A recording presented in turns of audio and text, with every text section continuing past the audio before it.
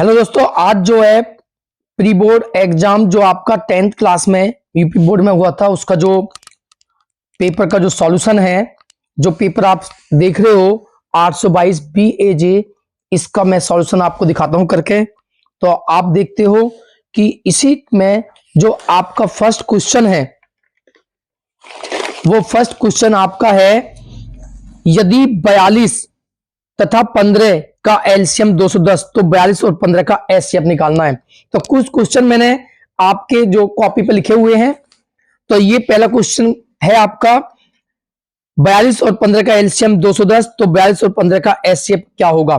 तो आप जानते हो कि फर्स्ट नंबर पहला और दूसरे पद का जो गुणनफल होता है वो एलसीएम और एचसीएफ के गुणनफल के बराबर होता है। तो ये 42 है, दूसरा है आपका 15, एलसीएम आपका 210 है, एचसीएफ आपको निकालना है। 210 इसके अपॉन में आएगा, बटे में आएगा, और आप काटोगे इसको तो ये आपका कटता है। टोटल कटने के बाद आपका 7 से काटोगे तो 7 छिंग 42 और 7 तिया 21, और आप 6 पंजे 30 और 5 तिया 15, तो जो एचसीएफ होगा वो आपका 3 होगा। तो इसका जो दूसरा क्वेश्चन है वो देखते हैं।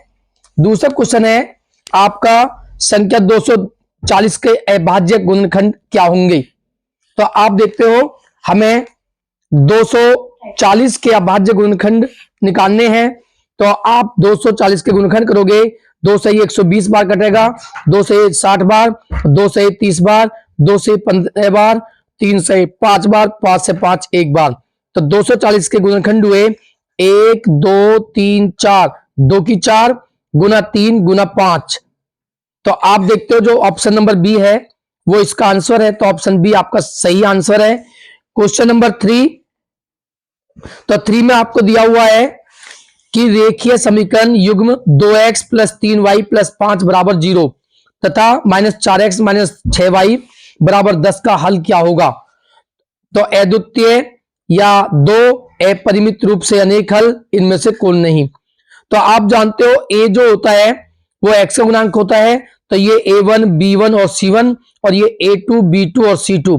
तो a1/a2 निकालोगे तो a1 की वैल्यू 2 और a2 की वैल्यू आपके पास -4, तो 2 से 4 कटेगा -1/2। b1 की वैल्यू आपके पास 3, b2 की वैल्यू -6, 3 दूनी 6 -1/2। c1 की वैल्यू आपके पास 5 और c2 की वैल्यू आपके पास -10, तो -1/2।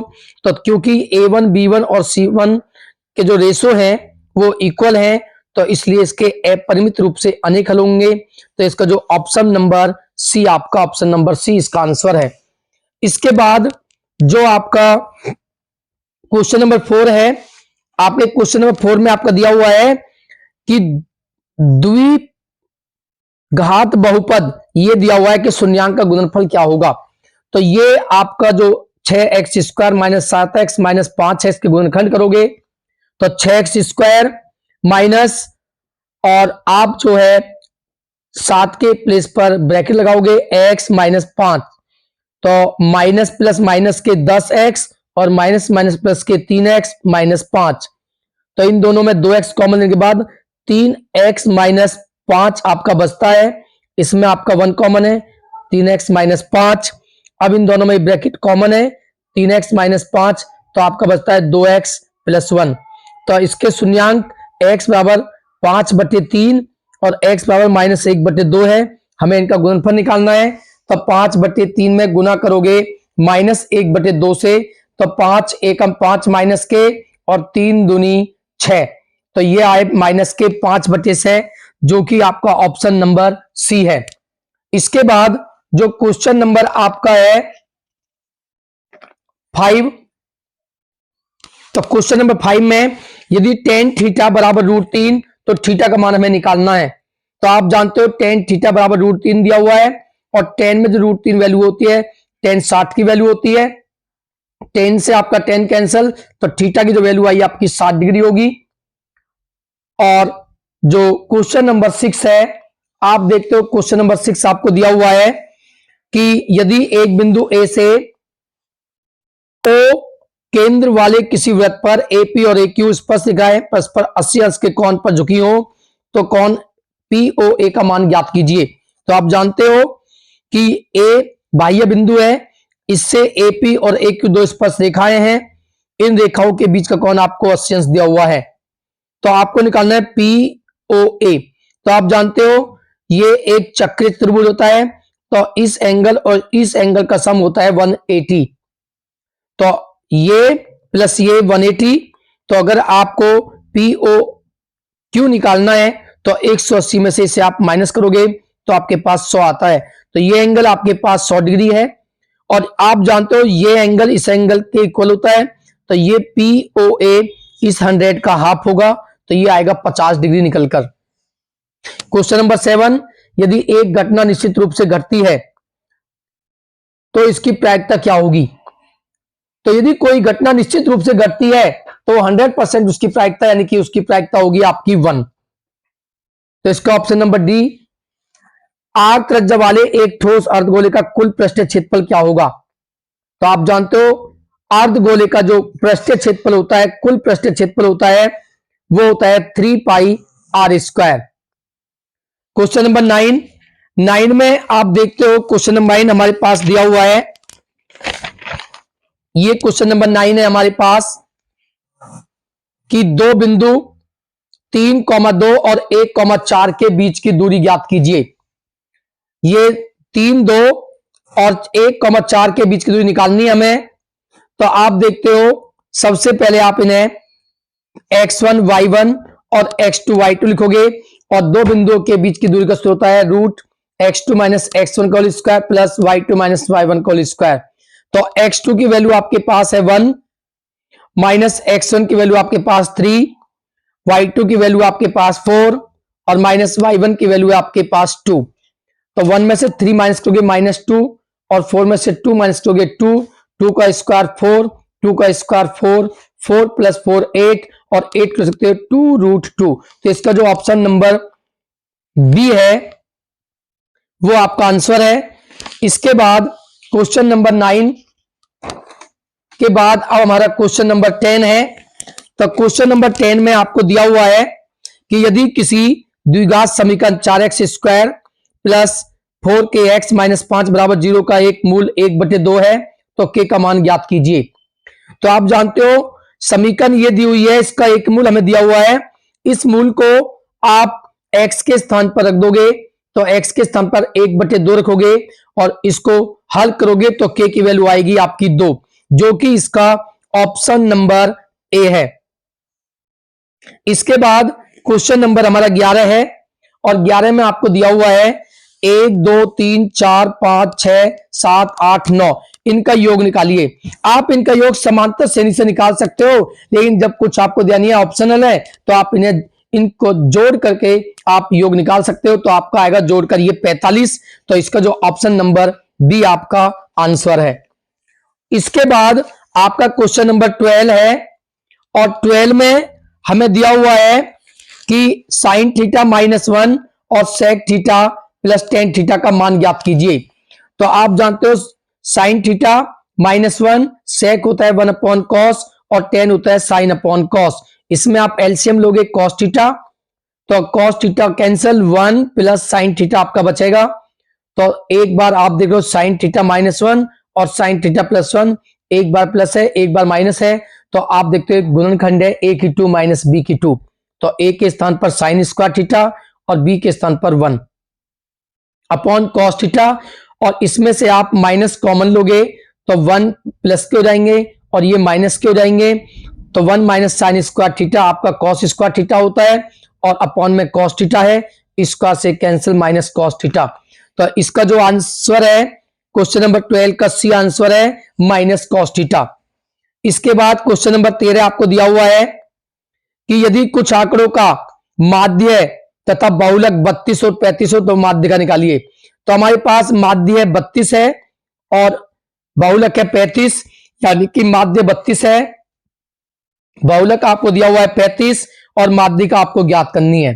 तो आपने सूत्र जानते हो, 3 गुना माध्य का बराबर होता है बहुलक प्लस 2 गुना माध्य।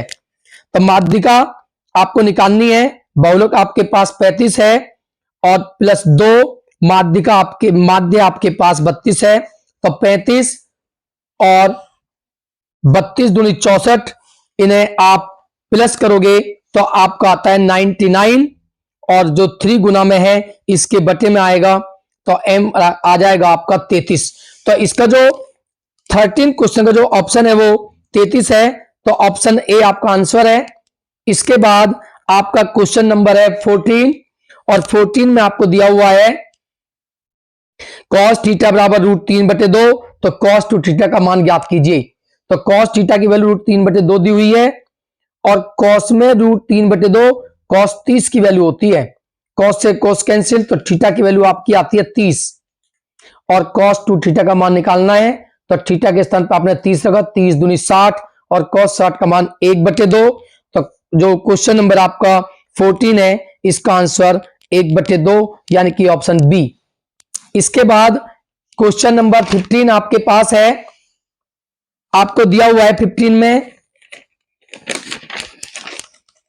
कि दो पासों को एक साथ छानने पर दोनों पासों पर प्राप्त अंकों का योग 100 होने की प्रायिकता निकालनी है। तो जब दो पासे फेंकते हो तो ये 36 आपके टोटल इवेंट आते हैं निकल के, जिनमें कि ये 3 संख्या ऐसी संख्या हैं जिनमें इनके अंकों को अगर आप जोड़ोगे तो 10 होगा। 4 और 6 को जोड़ोगे 10, 5 और 5 10, 6 और 4 10। इसके अलावा इसमें कोई दो संख्या ऐसी नहीं है जिनका योग 10 हो। तो हमें निकालना है जो 10 का योग संख्या है वो ये 3 संख्याएं हैं और 10 का योग की प्रायिकता निकालनी है। और आप जानते हो सूत्र होता है अनुकूल स्थिति बटे कुल स्थिति, तो अनुकूल आपकी 1 2 3 है और कुल ये आपके 36 है, तो 3/36 1/12, तो 15 में आपका आंसर 1/12 ऑप्शन ए आपका आंसर है। इसके बाद क्वेश्चन नंबर 16 आपको दिया हुआ है, ये चित्र है, इसमें दिया हुआ है डीई जो है वो बीसी के समांतर है। ये हमें दिया हुआ है कि ये रेखा इसके समांतर है और ये रेखा हमें दी हुई है, तो इसी का मान हमें इसमें ज्ञात करना है। तो हमें दिया हुआ है डीई इसके समांतर है, तो थेल्स जो आपकी प्रमेय है बीपीटी प्रमेय है उसका यूज करते हैं। एडी अपॉन डीबी का जो अनुपात होगा वो एई अपॉन ईसी के अनुपात के बराबर होगा। तो आप देखते हो इसमें ए डी की वैल्यू 2.2, डीबी की वैल्यू 3.3, एई की वैल्यू 1.8 और ईसी निकालना है। पॉइंट से आपका पॉइंट कैंसिल और 11 से काटोगे, 11 दूनी 22 और 11 33, इसकी तिरछी गुना करोगे आप तो ये हो जाएगा आपका ईसी बराबर 18 54/2, 2 से 5.4 को कैंसिल करोगे 2.7 सेंटीमीटर। तो इसका जो ऑप्शन नंबर सी है 16 का वो आपका ऑप्शन नंबर सी 2.7 इसका आंसर है। इसके बाद क्वेश्चन नंबर आपका 17 देखते हैं और क्वेश्चन नंबर 17 में हमें दिया हुआ है ये, इसमें हमें बहुलक निकालना है, बहुलक वर्ग होगा, इसका बहुलक वर्ग पूछा है और आप जानते हो बहुलक वर्ग वो होता है जिसकी बारंबारता सबसे अधिक हो। तो सबसे अधिक बारंबारता इसमें 8 है, तो इसका जो बहुलक है वर्ग वो 30 40 है, तो ऑप्शन नंबर ए इसका आंसर है जिसकी बारंबारता सबसे ज्यादा होती है। 17 क्वेश्चन नंबर के बाद 18 आया, tan theta into cot theta का मान निकालना है और आप जानते हो tan थीटा कॉट होता है 1/10, 10 से 10 कैंसिल 1, तो इसका जो ऑप्शन नंबर है बी आपका आंसर है। क्वेश्चन नंबर 19 दिया हुआ है 12 15 और 21 का एलसीएम, तो 12 के गुणनखंड होते हैं 2 गुना 2 गुना 3, 15 के होते हैं 3 गुना 5, 21 के 3 गुना 7, एलसीएम के लिए 2 2 3 5 7, इन सबकी मल्टीप्लाई करोगे तो 420 आएगी, तो आपका आंसर नंबर बी इसका आंसर है। इसके बाद क्वेश्चन नंबर 20 में आपको दिया हुआ है ये तीनों संरेखीय हैं, तो के का मान हमें निकालना है। आप जानते हो यदि 3 बिंदु संरेख होते हैं तो उनका क्षेत्रफल 0 होता है और क्षेत्रफल का सूत्र होता है 1/2 x1 ब्रैकेट में y2 minus y3 plus x2 y3 minus y1 plus x3 और y1 माइनस y2। क्योंकि ये संरेख है और संरेख के लिए क्षेत्रफल 0 होता है, 3 बिंदु जब एक रेखा पे होते हैं तो वो संरेख होते हैं।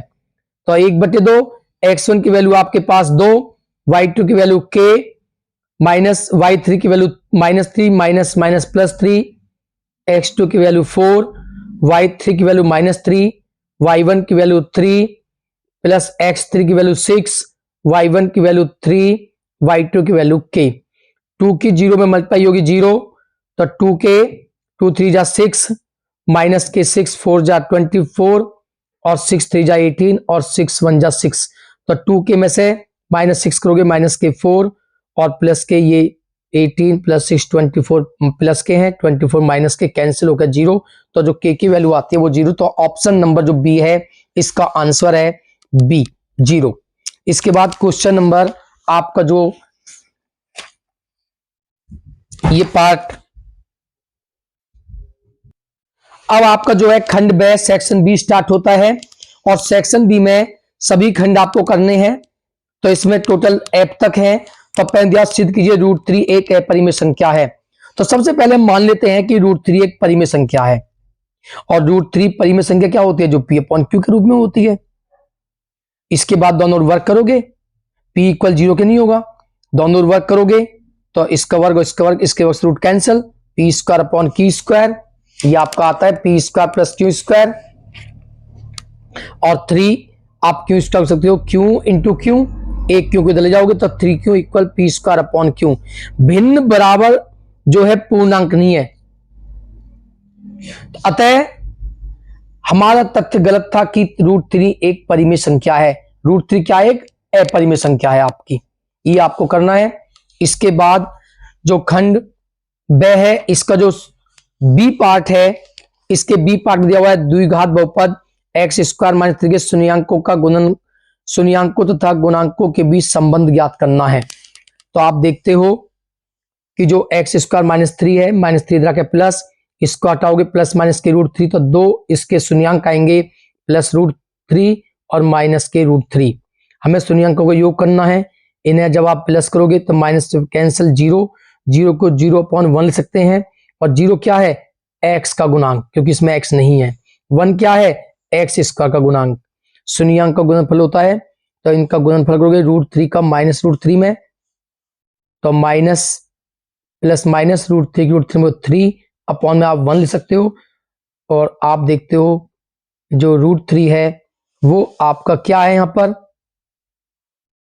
ये माइनस x का गुणांक होता है, x गुणांक बटे x का गुणांक, और √3 आपका अचर पद है और x जो अपॉन में 1 है वो x² का गुणांक है। इसके बाद जो आपका क्वेश्चन नंबर सी है फर्स्ट का, इसमें देखते हैं, सिद्ध कीजिए ये। तो हमने इसकी लेफ्ट हैंड साइड ली, 1 + sec θ अपॉन sec θ। तो 1 + sec a upon sec a, sec होता है 1 cos और ये sec होता है 1 cos।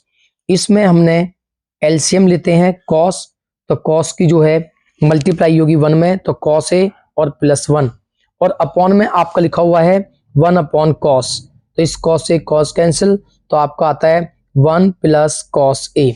अब आप इसका परिमेयनीकरण करते हो तो 1 + cos a लिखा हुआ है, आप 1 - sin a से मल्टीप्लाई करोगे, डिवाइड करोगे, तो आप देखते हो एक बार प्लस हो रहे हैं एक बार माइनस, तो 1² - cos a² अपॉन में ये, और 1 - cos a² a होता है sin a और अपॉन में 1 - cos a, यही आपकी राइट हैंड साइड है। तो एक क्वेश्चन नंबर आपका सी कंप्लीट हुआ। इसके बाद डी में दिया हुआ है कि निम्नलिखित सारणी का माध्य निकालना है। तो ये सारणी हमने बनाई है। तो सबसे पहले आप x निकालोगे। आप जानते हो कि जो निम्न सीमा और उच्च सीमा को प्लस करके हाफ करते हैं, तो 10 में 0 प्लस करोगे 10, उसका हाफ करोगे 5, 20 में 10 प्लस करोगे 30, उसका हाफ करोगे 15। इसी प्रकार ये प्लस करके हाफ करने हैं। तो आपने x निकाला और अब आप जानते हो आप x की f में मल्टीप्लाई करोगे, 7 × 5 = 35 और इसकी मल्टीप्लाई करो, ये 8 की 25 में 200, 13 की 35 में 455, 20 की 45 में 900, 7 की 55 में 385। अब इसके बाद आपको करना है इनका योग। तो आप निकालोगे योग, और योग होता है, इसका योग जोड़ के आता है 2050 और इसका योग आता है 60। और आप जानते हो समांतर माध्य का सूत्र होता है sigma fx upon sigma f। Sigma fx की वैल्यू है ये, अपॉन सिग्मा f की वैल्यू है 60। इन्हें आप काटोगे तो 34.1 इसका जो समांतर माध्य है। इसके बाद क्वेश्चन नंबर 1 का जो ई है, ई पार्ट आपके पास है, दो घन जिनमें प्रत्येक का आयतन ये है, तो दोनों के फलकों को सटाकर रखने पर ठोस का पृष्ठ क्षेत्रफल। आप जानते हो जब घन को आप सटाकर रखते हो तो घनाभ बनता है, दोनों के आयतन समान है, तो हमें दोनों के आयतन यही है। और आप जानते हो घन का जो आयतन होता है, घन का जो आयतन होता है वो भुजा की पावर 3 होता है, और 1331 जो है वो 11 का वर्ग होता है, 11 की 3 घन, और पावर इक्वल है तो बेस इक्वल है, तो जो भुजा है वो 11 निकल के आएगी आपकी, और सटाकर रखने पर घनाभ बनता है, जिसकी लंबाई हो जाएगी 11 + 11, लंबाई दुगनी हो जाएगी 22, लेकिन ऊंचाई और जो हाइट है वही रहूंगी जो घन की थी। घन की आपकी भुजा प्रत्येक 11 थी, लंबाई भी, चौड़ाई भी, ऊंचाई भी, तो चौड़ाई और ऊंचाई सेम होंगी, बट लंबाई आपकी दुगनी हो जाएगी। अब इसका हमें पृष्ठीय क्षेत्रफल निकालना है, घनाभ है, और आप जानते हो घनाभ का जो पृष्ठीय क्षेत्रफल होता है 2LB + BH + HL। ये वैल्यू आप यहां पे रखोगे और इन्हें हल करोगे तो आपके पास आएगा 1210।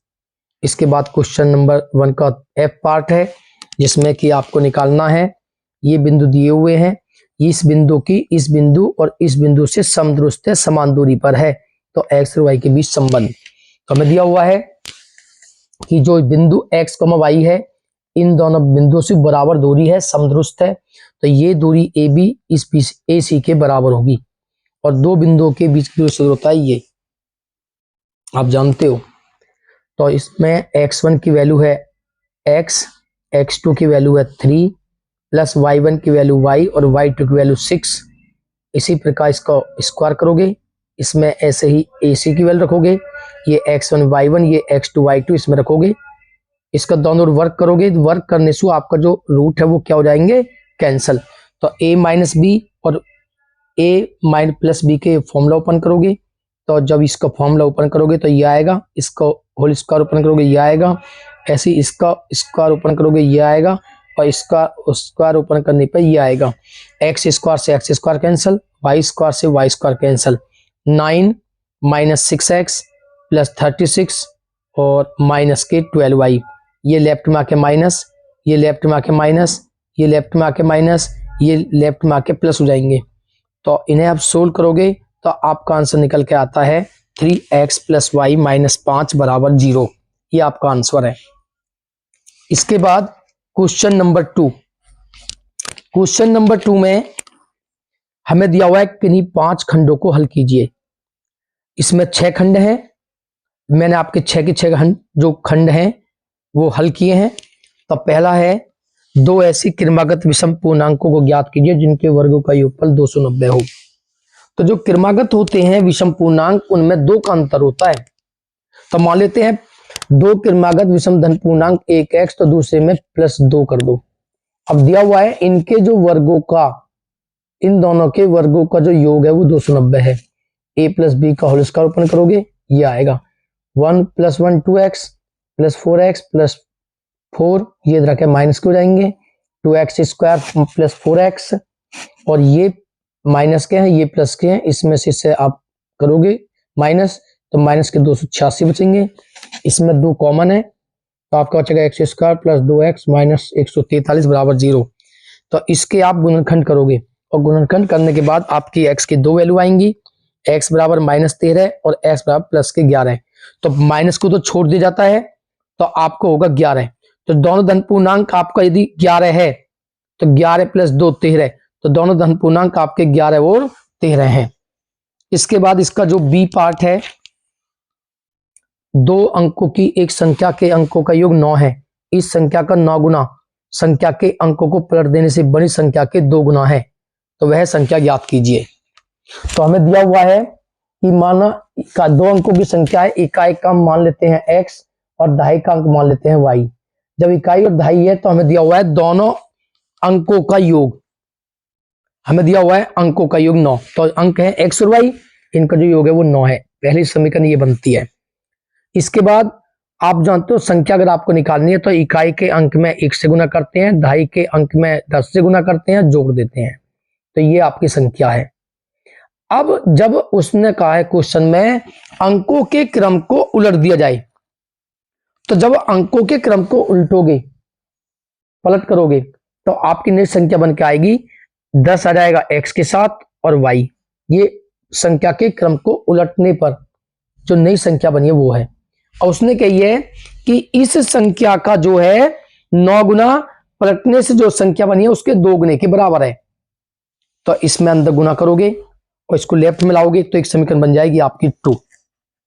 अब समीकरण 2 में भी x गुणांक -1 है और समीकरण 1 में भी x गुणांक 1। तो इन दोनों प्लस करोगे तो x से आपका x कैंसल, 8 और 1 9y बराबर 9, और ये 9 के बटे में आके 1, तो y की वैल्यू 1। y का मान समीकरण नंबर 2 में रखते हैं या 1 में रखते हैं। तो पहली समीकरण है x प्लस वाई बराबर 9, y के स्थान पे 1 इधर आके -9 में से 1 घटाओगे 8। तो संख्या निकालनी है तो ये जो x और y की वैल्यू है इसे आप यहां पर रखना है। तो रखने के बाद संख्या आएगी आपकी 18। तो ये क्वेश्चन नंबर जो है आपका 2 का जो बी पार्ट है कंप्लीट हुआ। इसके बाद क्वेश्चन नंबर 2 का जो सी पार्ट है उसमें हमें एक डायग्राम गिवन है, ये डायग्राम है और दिया हुआ है ये। तो ये दिखाना कौन ए कौन सी और कौन बी कौन डी के बराबर है। तो OA डॉट OB ये आपको दिया हुआ है। तो OA के बटे में हम OC ले आए और OD के बटे में OB आपका आया। आप जानते हो इन दोनों त्रिभुजों में ये भुजा इसकी इस भुजा के और इसकी ये भुजा और इसकी ये भुजा, इन दोनों त्रिभुजों में दो भुजा जो है वो समांतर, उनके रेशो बराबर हैं। और ये कौन इस कौन के बराबर होगा क्योंकि ये शीर्षाभिमुख कौन है। तो जब दोनों त्रिभुजों की दो भुजाएं समानुपाती हैं और उनका जो बीच का कोण है वो बराबर है तो दोनों त्रिभुज आपके समरूप होंगे। और जब समरूप त्रिभुज होते हैं, ये दोनों त्रिभुज समरूप हुए और जब समरूप त्रिभुज हैं तो सम्मुख कोण जो है वो समान होंगे।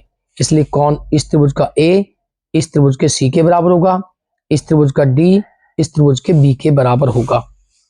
इसके बाद क्वेश्चन नंबर 2 का जो डी पार्ट है वो देखते हैं। तो डी में आपको दिया हुआ है, सिद्ध कीजिए दो संकेंद्र वृत्तों में बड़े वृत्त की जीवा। तो बड़े वृत्त ये है, इसकी तो ये जीवा है और छोटे वृत्त को स्पर्शी, छोटे वृत्त को स्पर्श करती है। इस बड़े वृत्त की ये जीवा है और संकेंद्रीय वृत्त है। दोनों वृत्त कैसे संकेंद्र, दोनों केंद्र समान है लेकिन बड़े वृत्त की जीवा छोटे वृत्त को स्पर्श करती है। ये स्पर्श करते तो स्पर्श बिंदु को समद्विभाजित करती है। तो ये जो है बिंदु स्पर्श बिंदु इस जीवा को समद्विभाजित करता है, यानी कि AP बराबर PB, ये आपको सिद्ध करना है। तो आपको सिद्ध करना है AP बराबर BP।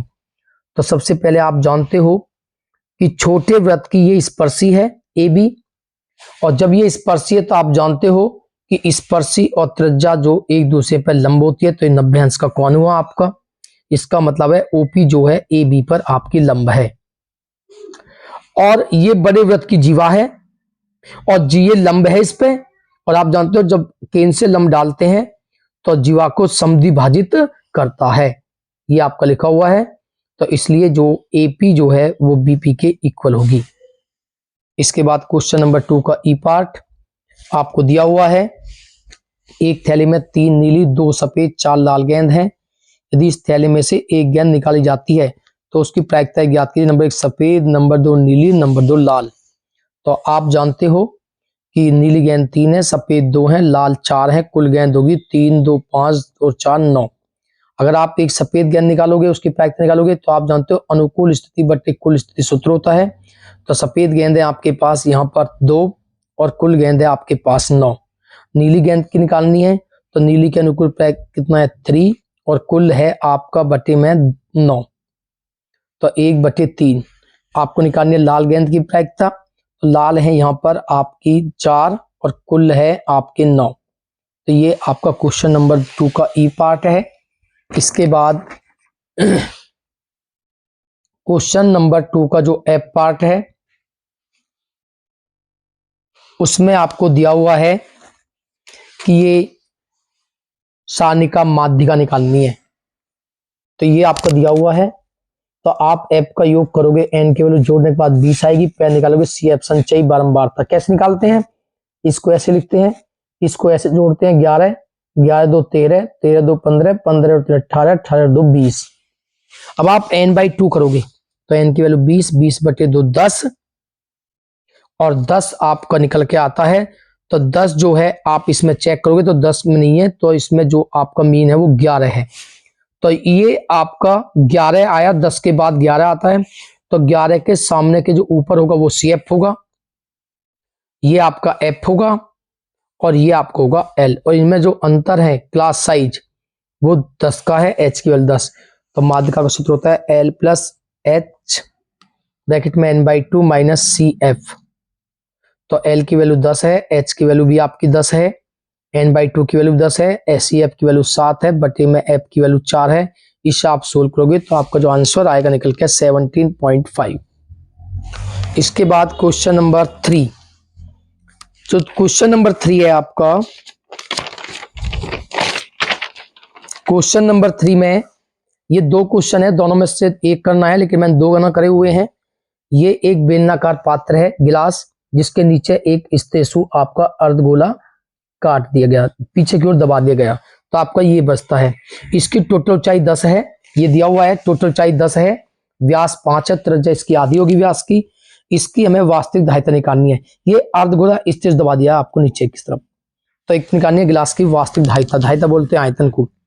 तो वास्तविक कैसे निकलेगी? वास्तविक दो ये है जो दिखाई दे रही है आपको, तो इसकी धारिता में से इसे आप माइनस करोगे अर्धगोले की धारिता को, तो बेलन का जो धारिता का सूत्र होता है वो होता है πr²h, और अर्धगोले का 2/3 πr³। इसमें त्रिज्या दोनों की बराबर है, तो आप कॉमन लोगे, तो कॉमन लेने के बाद आपका जो बचता है वो h माइनस 2/3r। इसे आप r और की वैल्यू पुट करोगे, और पुट करने के बाद सोल्व करोगे, तो सोल्व करने के बाद आपका जो निकल के आता है ये नहीं है, क्योंकि मैंने इसमें पाई की वैल्यू रख दी है, जबकि पाई की वैल्यू मैंने 22 के साथ रखी, जबकि उसने क्वेश्चन में दिया 3.14 रखनी है। तो इसको मैंने सोल्व किया, सोल्व करने के बाद आपका आंसर है 163.54। और फिर गिलास की हमें आभासी धारिता निकालनी है, तो वो होगी जो आपका गिलास है वो बेलनाकार रूप में दिखाई दे रहा है वास्तविक आभासी रूप में, तो वो होगा πr²h। तो इसकी वैल्यू रखने के बाद आपका आएगा 196.25। इसके नंबर क्वेश्चन 3 का जो सेकंड वाला पार्ट है जो अथवा में है आपका, उसमें दिया हुआ है 42 सेंटीमीटर व्यास वाले एक वृत्त का एक चाप केंद्र पर 120 का कोण अंकित करते हैं, तो संगत वृत्तखंड का क्षेत्रफल ज्ञात कीजिए। तो एक वृत्त है, ये इसकी चाप है, ये केंद्र पर 120 का कोण आ रही है, थीटा हो गए, और जो हमारी त्रिज्या है, हमें व्यास दिया है 42, तो आधा कर दोगे त्रिज्या 21। तो वृत्तखंड का क्षेत्रफल तुम्हें इससे क्वेश्चन करना है, क्योंकि ये इजी क्वेश्चन है। θ/360 πr² minus r²/2 upon sine theta.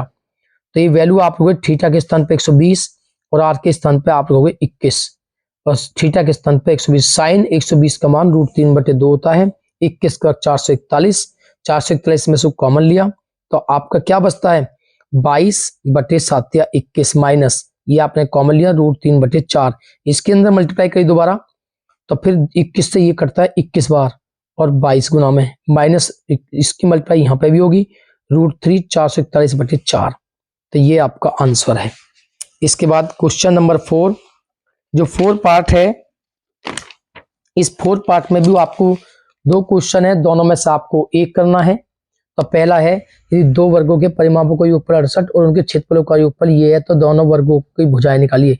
दो वर्ग हैं, मान लो दोनों वर्गों की अलग अलग भुजाएं a, लेकिन उनके परिमापों का योगफल 68 है। तो उनका जो परिमाप है, एक की भुजा मान ली हमने a और एक वर्ग की मान ली b, इनका जो परिमापों का योग दे रखा वो 68 है। तो योग परिमाप क्या होता है 4 इंटू साइड, तो 4 इंटू ए और इसका 4 इंटू बी, ये दोनों का योग हुआ 68, 4 कॉमन है, तो 4 इसके बटे में आके 17 बार। और दिया हुआ है क्षेत्रफल का योग है ये, तो क्योंकि वर्ग है, वर्ग का क्षेत्रफल क्या होता है भुजा की पावर 2 योग प्लस दूसरे की भुजा की पावर 2, 157। यहां से अगर आप b की वैल्यू निकालोगे तो ये इधर के माइनस, तो b बराबर होगा 17 माइनस a। इस वैल्यू को आपने यहां पे रखा, और इसका स्क्वायर ओपन करने के बाद आपकी एक द्विघात समीकरण बन जाएगी, जिसे आप हल करोगे तो a की जो वैल्यू निकल के आएंगी आपकी 11 और 6 आएंगी।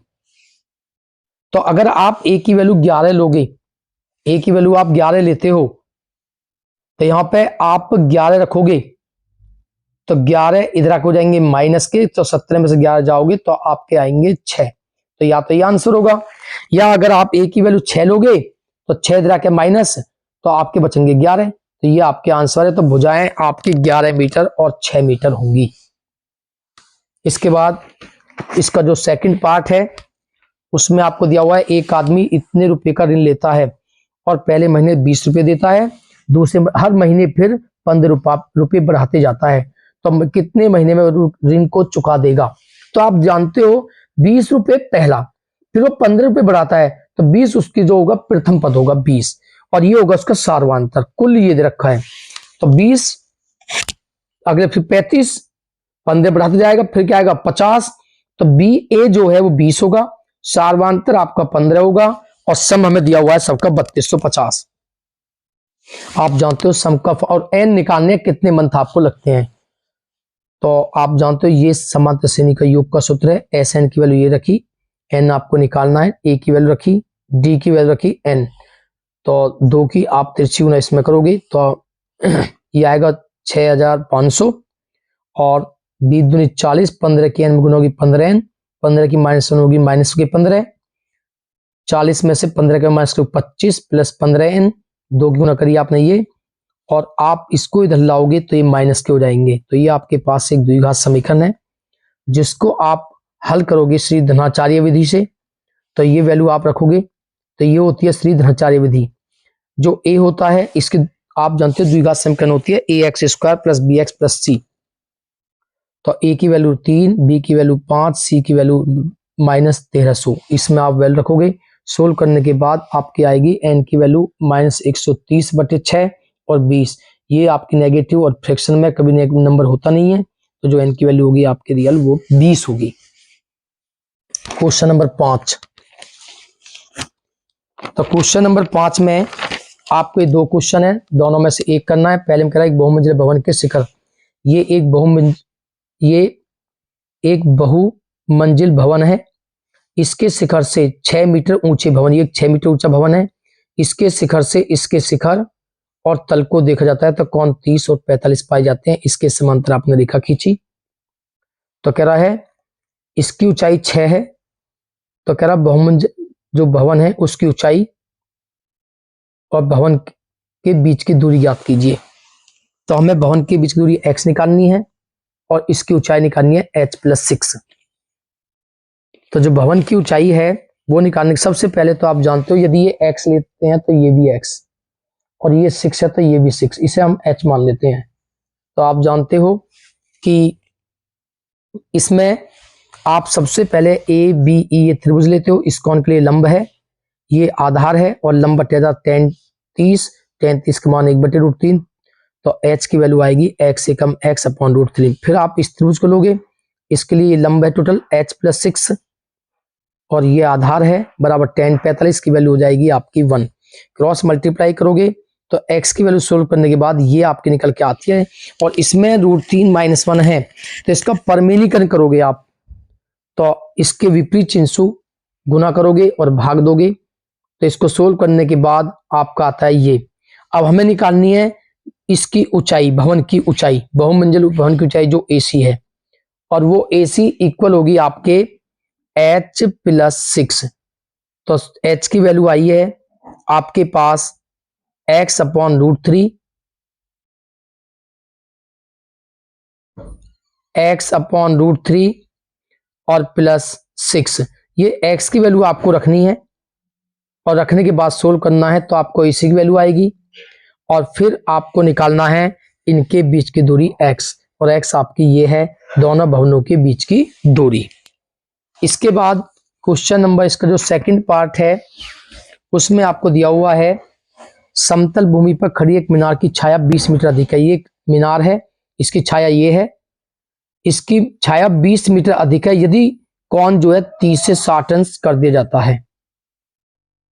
तो यदि कोण 30 से 60 कर दिया जाता है तो छाया जो है सूर्य का उन्तांश जो है अगर 30 से 60 कर दे 60 से 30 कर दिया जाता है तो छाया जो है ये 20 मीटर बढ़ जाती है। ये तो वो कह रहा है मीनार की ऊंचाई बताइए। तो ये मीनार की ऊंचाई आपको बतानी है। इसे हमने एक्स लेट किया। सबसे पहले ये त्रिभुज लिया, इसके लिए लंब बटे कर्ण बराबर tan 60, tan 60 का मान √3, तो ये आपका अपॉन में आ जाएगा, तो एक्स की वैल्यू आएगी h/√3। फिर ए बी डी लोगे तो इसमें इस कोण के लिए लंब h और आधार ये है 20 + x बराबर 33, 33 का मान 1/√3, इसके 3 से गुना करोगे, इसकी यहाँ करोगे तो ये आएगा। तो अब x की वैल्यू हमने रखी यहाँ पर h/√3, इसे इधर लाओगे, लाने के बाद में आप इसे सोल्व करोगे तो जो x की वैल्यू आएगी वो 10√3 है इस मीनार की ऊंचाई। तो ये जो पेपर है ये आपका कंप्लीट हुआ। इसमें अगर किसी को कोई प्रॉब्लम है तो पूछ सकते हैं। चैनल को ज़्यादा सब्सक्राइब करें, वीडियो को लाइक करें, कमेंट करें और शेयर करें।